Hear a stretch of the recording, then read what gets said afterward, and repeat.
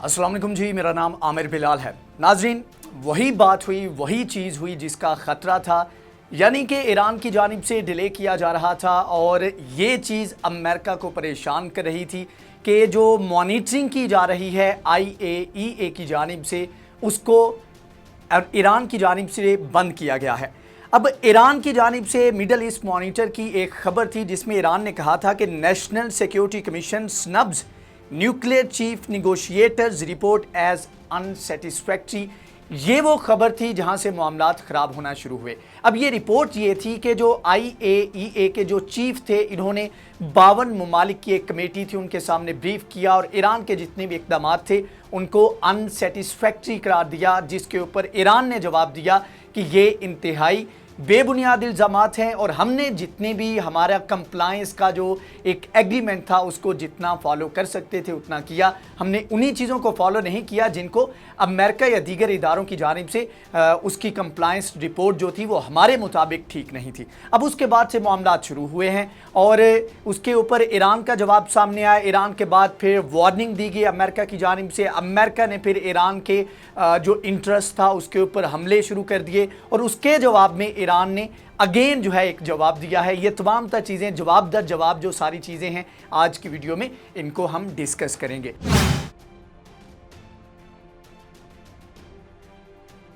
सबसे पहले बात कर लेते हैं कि असल में हुआ क्या। ईरान की जानिब से कहा गया कि no decision on camera deal with UN nuclear inspectors. ये वॉशिंगटन पोस्ट लिखता है और ये डील क्या थी? ये डील ये थी कि IAEA के साथ जो डील हुई थी वो तकरीबन फेब में वो एक्सपायर हो गई। उसके बाद 3 माह की एक डील की गई जो अगेन एक्सपायर हुई और लास्ट मंथ एक मंथ की एक्सटेंशन जो है वो ईरान की जानिब से दी गई थी और वो एक्सटेंशन अभी कुछ दिन पहले जो है वो ख़त्म हो गई है। अब इसके ऊपर ईरान ने कहा है कि फर्दर हमने कोई फैसला नहीं किया कि इसके ऊपर एक्सटेंड करना है या इसको बिल्कुल ख़त्म करना है।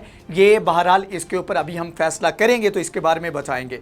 अब आगे अरब न्यूज़ भी सेम चीज़ लिखता है कि ईरान कहता है कि no decision on the camera deal with UN nuclear inspectors और फर्दर कहता है कि जो तर्जुमान है फॉरेन मिनिस्ट्री के ईरान की, उन्होंने कहा कि Iran has not made a decision yet about whether to extend the agreement with the UN Atomic Watchdog और इसके ऊपर फर्दर कहा कि no decision either negative और positive has been made। मतलब कि कोई ना पॉजिटिव और नेगेटिव डिसीजन इसके ऊपर लिया गया है। आने वाले वक्त में जिस तरह के हालात होंगे उस हिसाब से इसके ऊपर डिसाइड किया जाएगा। उसके बाद फिर कहा गया कि US says Iran should not be playing. अब ये वो चीज़ है जहाँ से मामलात ख़राब हुए, जहाँ से वार्निंग देना शुरू कर दी गई।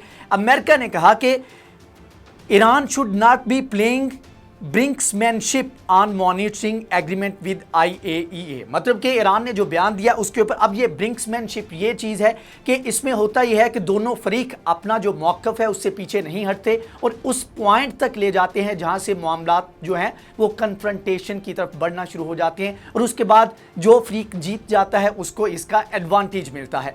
अब मामलात जो है इसके बारे में अमेरिका ने वार्न किया कि भाई मामलात को इतना ख़राब ना करो कि हमें जो है आपके ख़िलाफ़ आपके अगेंस्ट जो है हमला करना पड़े, आपके अगेंस्ट जो है वो एक्शन लेना पड़े। लेकिन ईरान ने अपना मौक़िफ़ जो था उससे पीछे ना हटा और उसके बाद फिर जो बाइडन हुजूर की जानिब से अपना पहला बड़ा फैसला किया गया और पहला बड़ा अटैक जो है अपने इक़्तिदार में आने के बाद उसका उन्होंने हुक्म दिया। ये अटैक किस तरह किया गया ये सारी डिटेल अगले हिस्से में डिस्कस करते हैं।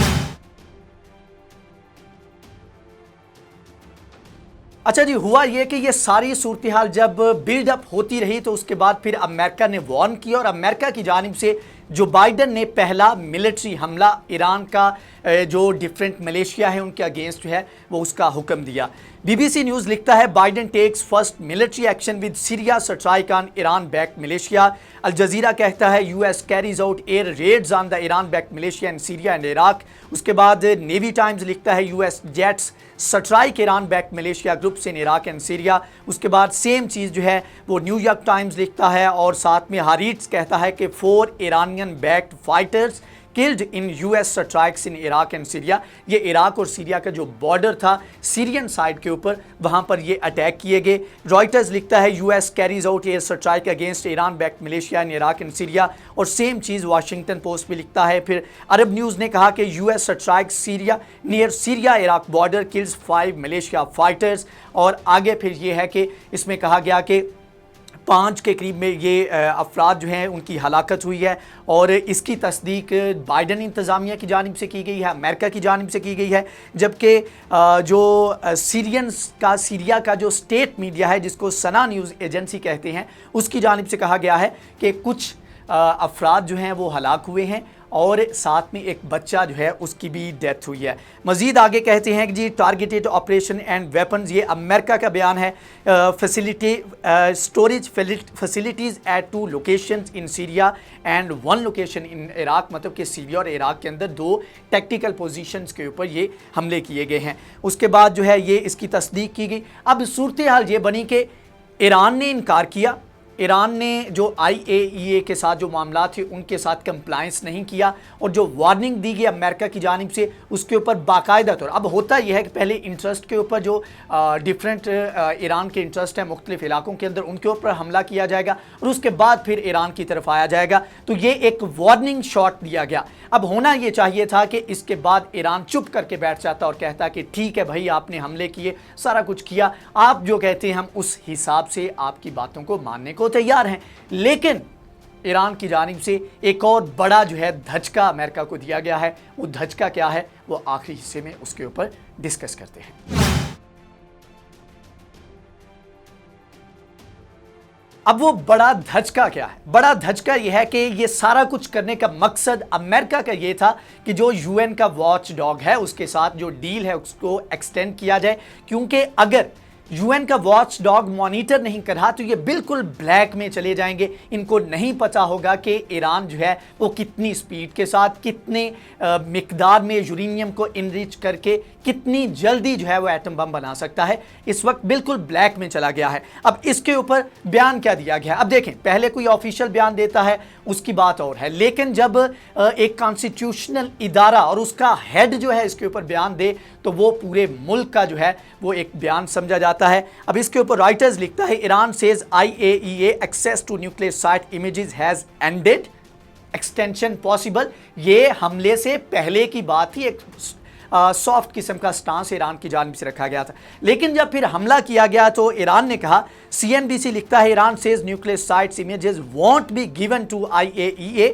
As deal has expired. मतलब यह है कि ये अब इसके बाद अगर कोई डील होती है तो ये बीच का जो टाइम पीरियड होगा इसकी ना हम आपको डाटा देंगे, ना कोई फुटेज जो है आपको प्रोवाइड की जाएगी, ना कोई वैसे जो है आपको साइट और लोकेशन की जो प्रोग्रेस है, कोई एक्टिविटी है उसके बारे में डाटा फ्राहम किया जाएगा। टाइम्स ऑफ इजराइल अगेन लिखता है कि Iran nuclear site images won't be given to IAEA क्योंकि डील एक्सपायर हो चुकी है। सेम तेहरान टाइम्स लिखता है, Iran won't give data recordings to IAEA। और उसके बाद मिडल ईस्ट आई लिखता है, Iran says it won't cooperate with UN nuclear agency.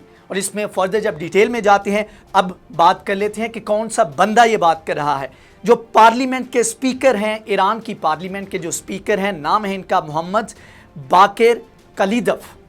इन्होंने कहा है, इन्होंने अपनी पूरी स्टेटमेंट जारी, उन्होंने कहा जी पहली बात तो यह है कि डील खत्म हो गई, डील एक्सपायर हो गई है, तो अब आपको किसी भी किस्म का कोई भी डाटा हम प्रोवाइड नहीं करेंगे। The agreement has expired, any of the information recorded will never be given, मतलब कि कभी भी नहीं दी जाएगी to the International Atomic Energy Agency. और साथ में कहा, Iran initially reduced its cooperation in February, क्योंकि फेब के अंदर ये मैंने जिस तरह आपको स्टार्ट में बताया कि फेब में ये ख़त्म किया था, और अब ये मामलात उस लेवल पर पहुंच चुके हैं जब ईरान जो है वो अपनी पोजीशन छोड़ने को तैयार नहीं, और अब इसके ऊपर प्रेशर बिल्ड करने के लिए अमेरिका ने ईरान के जो डिफरेंट मलेशिया हैं ईरान का जहां पर इंटरेस्ट है उसके ऊपर बराह रास्त स्ट्राइक करना शुरू कर दिए हैं। और ये मिज़ल अटैक नहीं थे बल्कि ये एयर स्ट्राइक थे, जंगी जहाज़ों के ज़रिए ये हमले किए गए हैं। और आने वाले दिनों में ये हमले मज़ीद बढ़ सकते हैं क्योंकि 1 महीने का गैप आ रहा है।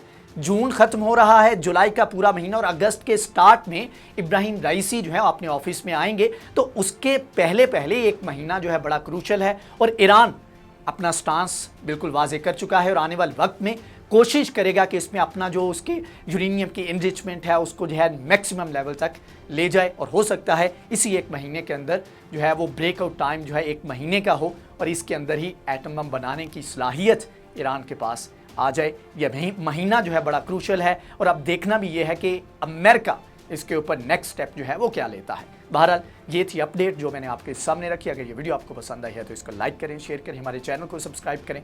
नेक्स्ट वीडियो में हाजिर होंगे, तब तक के लिए अल्लाह हाफिज़।